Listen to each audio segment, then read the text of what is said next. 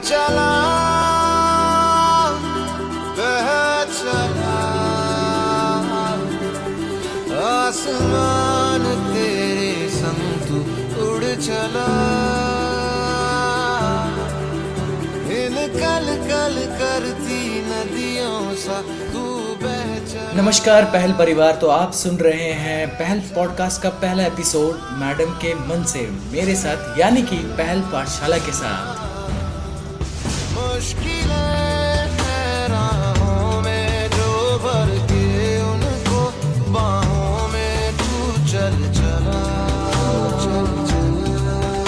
जहाँ आँखें तेरी राह ताके खिड़की। आप सभी के लिए पहल पाठशाला पर एक और नया गिफ्ट जिसे हम पहल पॉडकास्ट कहेंगे, तो उसका पहला एपिसोड आज हम करने जा रहे हैं पूर्वी मैम के साथ। तो आप लोगों के लिए कई सारी चीज़ें ऐसी होंगी जो सीखने के लिए आपको मिलेगी इनसे। और सबसे बड़ी बात, मोटिवेशन ज़िंदगी में कैसे आता है जब हम किसी की बातें सुनते हैं, किसी के स्टोरी को सुनते हैं।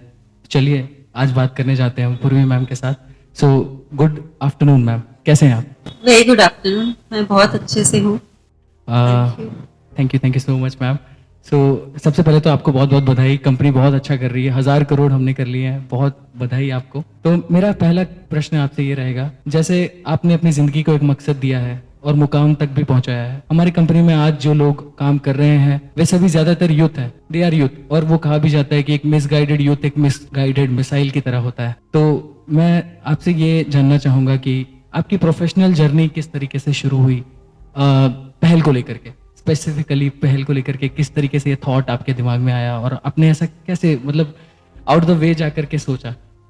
व्योमेश, मैं पहल का बाद में बताती हूँ, क्योंकि हम बहुत सारे अपने फील्ड ऑफिसर्स के साथ ये माध्यम के जरिए पहुंचना चाहते हैं। मैं ये बताना चाहती हूँ कि मैंने शुरू कैसे किया जी। और मतलब मुझे अभी ऑलमोस्ट 30 इयर्स हो जाएंगे एंड और जब मैंने शुरू किया था तो मैंने बहुत छोटे एक ऑफरोल एम्प्लॉय की तरह शुरू किया था जी।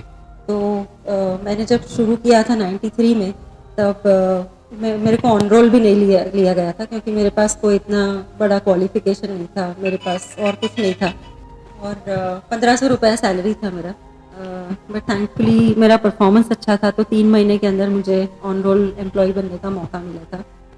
तो ये एक्सपीरियंस, ये खुद का जो स्टोरी है, उसके जरिए मैं यही कहना चाहूँगी कि शुरुआत कहीं से भी हो, शुरुआत कितनी भी छोटी हो, अगर आप अपना दिल लगा के काम करेंगे, पूरी तरह से मेहनत करेंगे, इंटीग्रिटी से काम करेंगे, तो आप कहीं पे भी पहुंच सकते हैं। ना मेरे पास कोई इतना बड़ा एजुकेशन क्वालिफिकेशन है, ना मेरा कोई इतना स्ट्रॉन्ग फैमिली बैकग्राउंड बहुत सारा नहीं है, बट अगर मैं यहाँ पे पहुंच सकती हूँ तो आप में से कोई भी यहाँ पे पहुंच सकता है।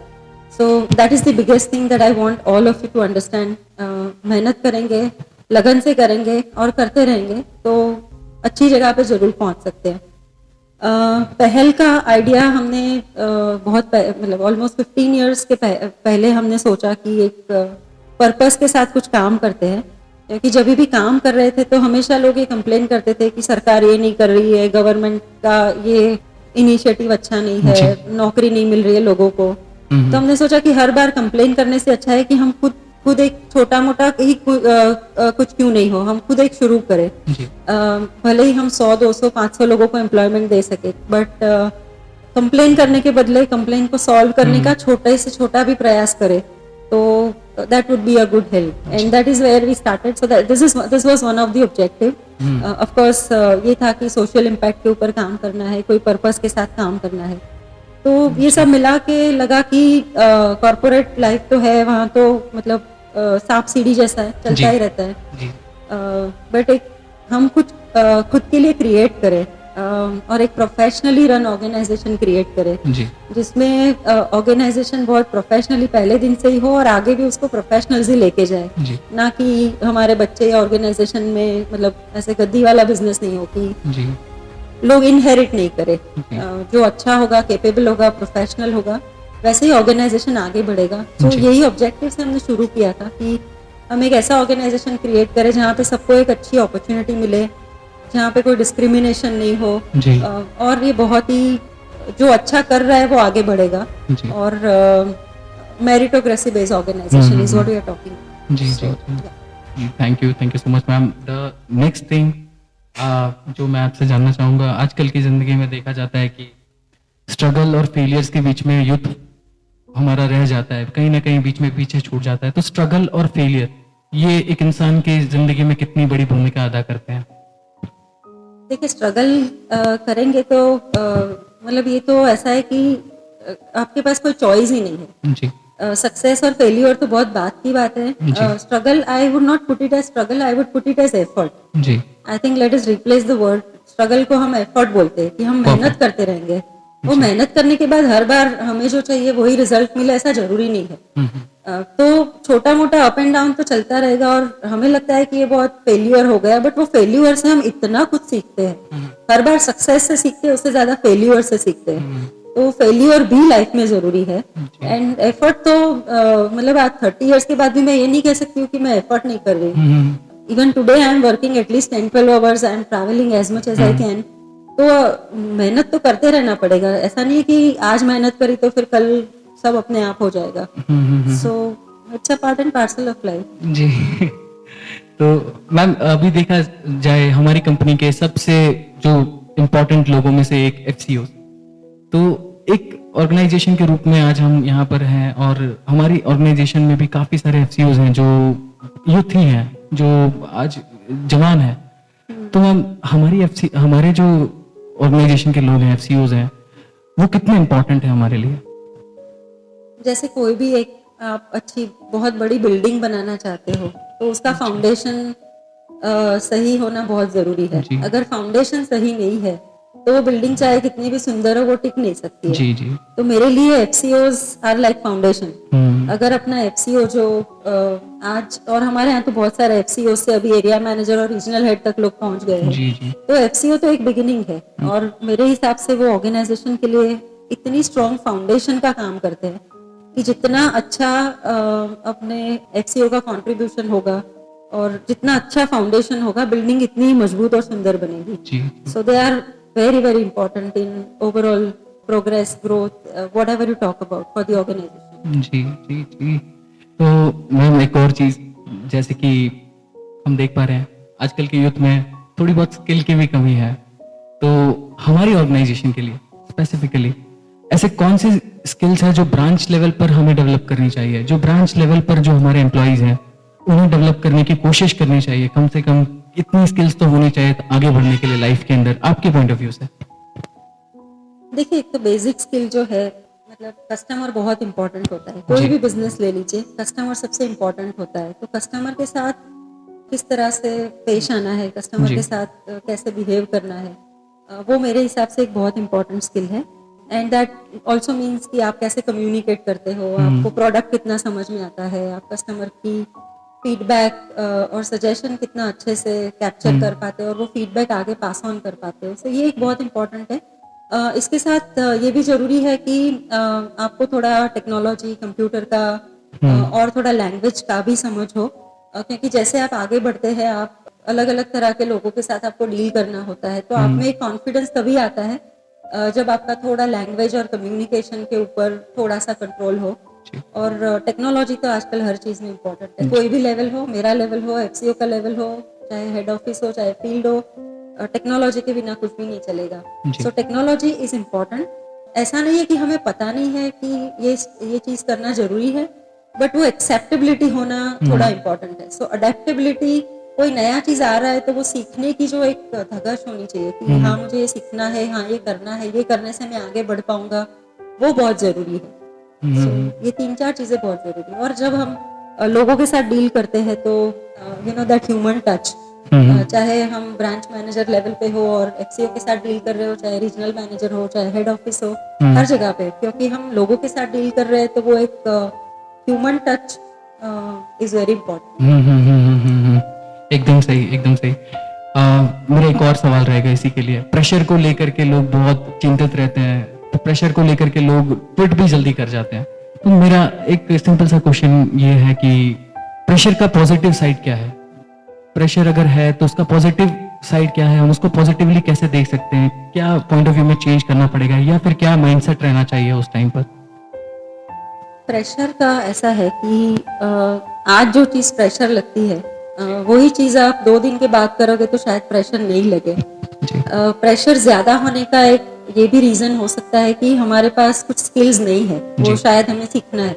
जी फॉर एग्जाम्पल अभी हमने जैसे ग्लो में कुछ चेंजेस करे, परफेक्ट वो चेंजेस अगर मुझे ठीक से समझ नहीं आए और मेरा काम टाइम पे नहीं हो रहा है तो मुझे बहुत प्रेशर लगेगा। जी बट अगर मैंने थोड़ा सा दिल लगा के और दिमाग लगा के वो चेंजेस को ठीक तरह से सीख लिया, जी या जब ट्रेनिंग हो रहा है तब एक के बदले 10 सवाल भी पूछ लिए, अगर थोड़ा सा भी कंफ्यूजन है तो वो काम जब मुझे करना है दूसरे दिन तो उसका उतना प्रेशर नहीं लगेगा। जी तो प्रेशर तो हमेशा रहेगा क्योंकि हमारे बाहर का जो एनवायरनमेंट है वो इतना तेजी से चेंज हो रहा है कि अगर हम कुछ भी नहीं करें तो भी प्रेशर रहेगा।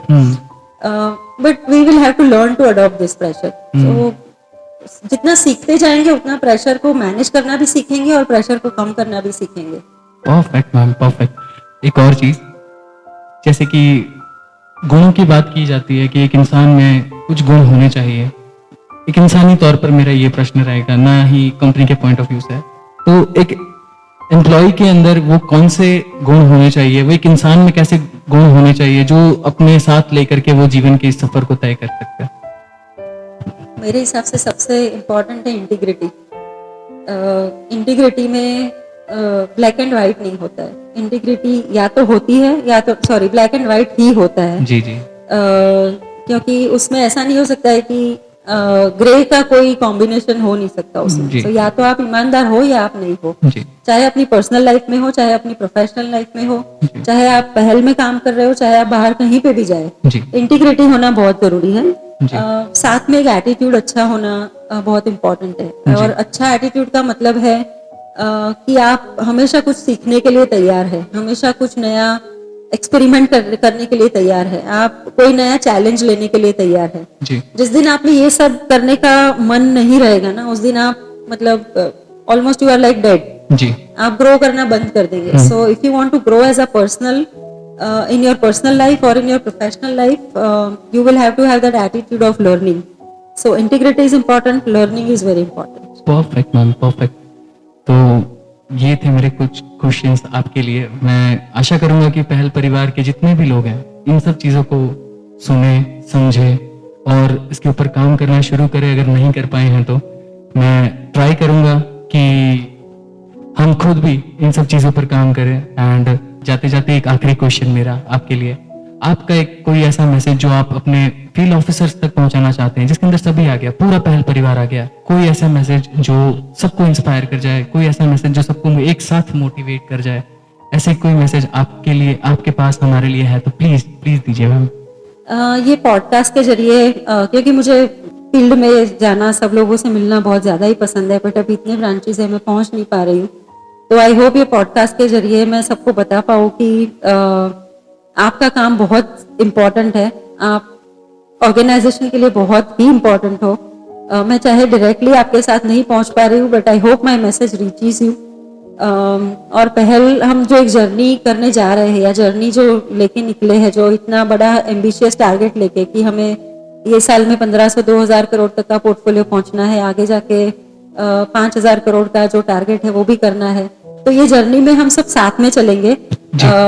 और जैसे कंपनी का ग्रोथ होगा आप सबका भी ग्रोथ होगा, तो सबको साथ लेके चलना है। और मेरी तो यही इच्छा रहेगी कि आज जो लोग काम कर रहे हैं वो यहीं पे उनको ग्रोथ का इनफ अपॉर्चुनिटी मिले। आप एफसीओ से operations manager, branch manager, credit manager, काफी सारे पोजीशन से आपको ग्रोथ का इनफ मौका यहीं पर मिले। और पहल की तरफ से एक चीज है जो जिसके लिए मुझे बहुत प्राउड है, और आप सबको भी मैं वो बताना चाहती हूँ कि as a organization we are very fair and transparent organization. यहाँ पे ना किसी का कोई रिलेशनशिप की वजह से या कोई इनकॉम्पिटेंट लोगों को कैसे भी प्रमोट किया जाए, ऐसा कुछ भी नहीं होता है। तो यहाँ पे सबको अच्छा मौका मिलेगा और हम सबके लिए एक अच्छा अपॉर्चुनिटी क्रिएट करने की कोशिश करेंगे। जैसे हम ग्रो करेंगे आप सबका भी ग्रोथ होगा। तो आप सब बने रहिए, अच्छे से काम करिए और कंपनी के साथ ग्रो करिए। Perfect ma'am perfect. बहुत अच्छा लगा आपसे बात करके और मैं आशा करूंगा कि हम सब ये पूरा पहल परिवार इसी तरीके से बना रहे और हम सब अच्छे से आगे चलते रहें। शुक्रिया, बहुत बहुत शुक्रिया। तो ये था दोस्तों आपके लिए मंडे मोटिवेशन। सो पहल पॉडकास्ट का पहला एपिसोड मैडम के मन से। Thank you. कल कल करती नदी